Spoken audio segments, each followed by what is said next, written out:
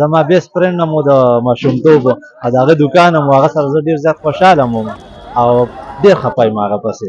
نو اوس ترې رالم، هغه زما داسې دوکان و لکه ما نه وي زه کارګر یم هغه سره به زما خپل دوکان و. نو بس هغه سره ما ډېر وخت تېر کړو. بس اوس ترې نه ځمه ځکه چې بس لمونځ سره څه کارت څه ثبوت هېڅ هم راته زما په غوږ کې اوس هم د ټلیفون هغه ټنګار دی. زه درته وایم یاره زما د موبایل رنګ ماته راغی، ولې چې هغوی ماته 15 منټه پس ټلیفون کوي څنګه چل دی وکړو څنګه چل دی وکړو څنګه چل دی وکړو. نو د هغوی سره به بیا به هم رابطه ساتم او خبرې به ورسره کوم.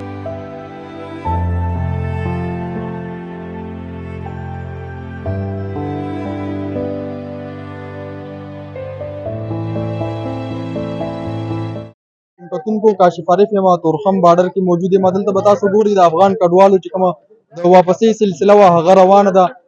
اوس به هم تاسو ته ښکاري ډېر چې کوم کډوال دي هغوی خپلې کډې چې کوم دي ګاډو ته وړي او د افغانستان چې کوم پرمټ لرونکي ګاډي دي هغې کې خپل کډې وړي اخوا ځي.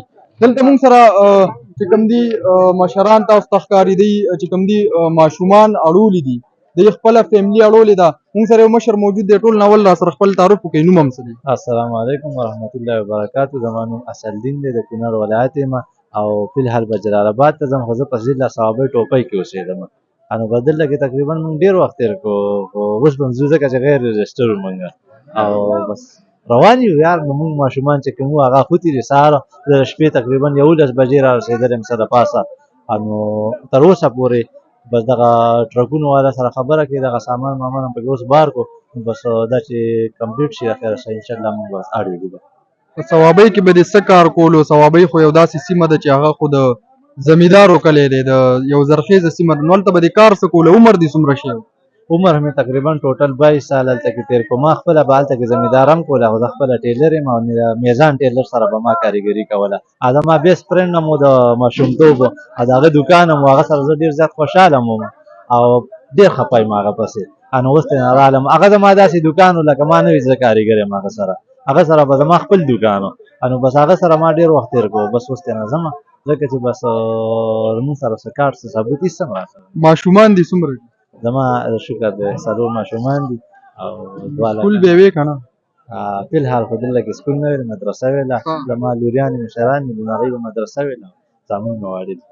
نو څه ګڼې پاکستان نه ځې؟ پاکستاني خلکو ته خو اول د خپل ملګري کیسه وکړه چې یاره ما ته خپل داسې مې ګڼو چې زما خپل دوکان و، ما سره یې سلوک هم خو.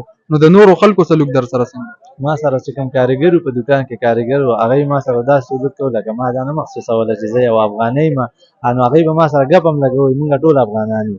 نو زه چې کله راتلم هغوی ما ته باقاعده خپله پروګرام یې راته وکړو، کپړې یې راته وکړې دي او زه ډېر ونازولم. زه هغوی نه ډېر زیات خوشحاله یم. هغوی سره زه الریډي زه چې راغلی یم ما په ټلیفون باندې صرف زما په غوږ کې اوس هم د ټلیفون هغه ټنګار دی. زه درته وایم یاره زما د موبایل رنګ ماته راغی، ولې چې هغوی ما ته 15 منټه پس ټلیفون کوي څنګه چل دی وکړو څنګه چل دی وکړو څنګه چل دی وکړو. نو د هغوی سره به بیا به هم رابطه ساتم او خبرې به ورسره کوم انشاءالله. داسې ده چې زما مسلک دا دی که نه، ځکه ټاټي مزدوري خو زه داسې نه شم کولی ځکه زه باډۍ یم داسې کمزوری یم، کړی مې هم نه دی کله.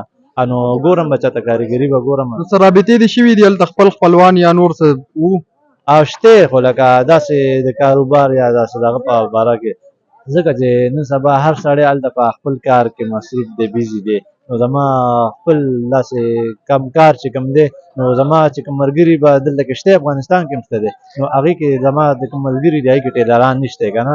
یو ملګری شته د امین په نوم باندې کابل کې، هغې سره رابطه شوې وه. هغه وایي زه چې ته راشې بیا به دلته کې ګورو او بس اوس روان یو، توکل هم کړی دی. ماشومان خفه وو؟ ډېر زیات خفه دي. نو هلته څنګه د اوسېدو ځای کور وغیره شته؟ شته انشاءالله، زه هم شته یم، خو ځای ځان ته برابر کړی و ځکه مونږ دلته کې هم دا ځای او هلته کې هم ځای مونږ خو داسې وه چې مونږ ته پته وه که نه چې مونږ به ځو، یو ځل به ځو. مخکې نه مونږ ځان ته سیستم برابر کړی و. مخکې نه لکه تاسو ځای په لاره کې څه ستونزې دغه اډې ته چې راورسېدې نو په څه تکلیف سره؟ یاره اډې ته خو زه ډېر ښکلې په لاره راورسېدم ځکه چې هلته کې هم زمونږ چې کوم ملګري وو هغې ګاډی و، نو هغه ما له وکړو ډاټسن و. نو هغوی زه تقریبا په ماښام چې مونږ هلته نه اذانونه یې وکړله، بانګونو ټایم کې مونږ راووتو، نو تقریبا 11 بجې وې مونږ دلته اډې ته راورسېدلو. نو مونږ په لاره باندې هېڅ قسم مشکل نه دی لیدلی، مونږ ډېر ښکلي راورسېدلو.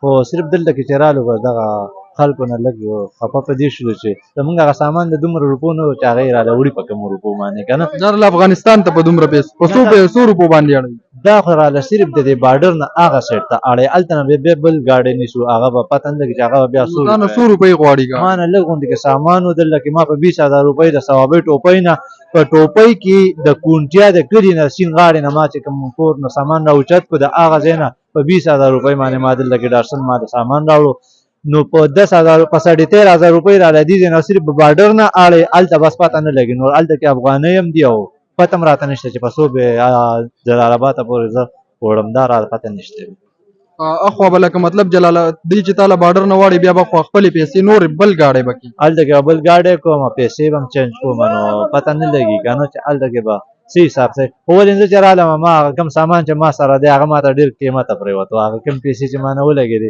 چې دا مې هلته خرڅ کړی نور به مې اخیستی او دکه زه ما وی چې یاره بس دلته ما له مخصوصه که ما زیاده ما ډوره وړی نه زه په خیر ورسي او خدای دې خوشحاله ساته کتونکو تاسو د دې مشر خبرې واورېدې دی وایي چې زه ډېر په اسانه دلته راورسېدم او خفه یم چې لکه د پاکستان نظم پاکستان داسې ګڼي لکه خپل ملک چې کمي دی د پاکستاني خلکو نه خوشحاله دی پاکستاني چې کوم د سره ملګري وو د هغوی نه خوشحاله دی بیا د سره په دغه تورخم اړې ته په را رسېدو کې د خپلو ملګرو یو لوی لاس دی وایي چې زه ډېر په اسانه باندې هغوی ماله ګاډی وکړو ماله یې مخکې روټۍ کړې وه نو دغسې ډېرې کورنۍ دي هغوی چې کوم دي مجبورن لاړل خو په دې کې هیڅوک هم څه نشي کولی عام وګړي پکې هیڅ نشي کولی حکومتي فیصلې دي ګورو چې مخکې څه کېږي مننه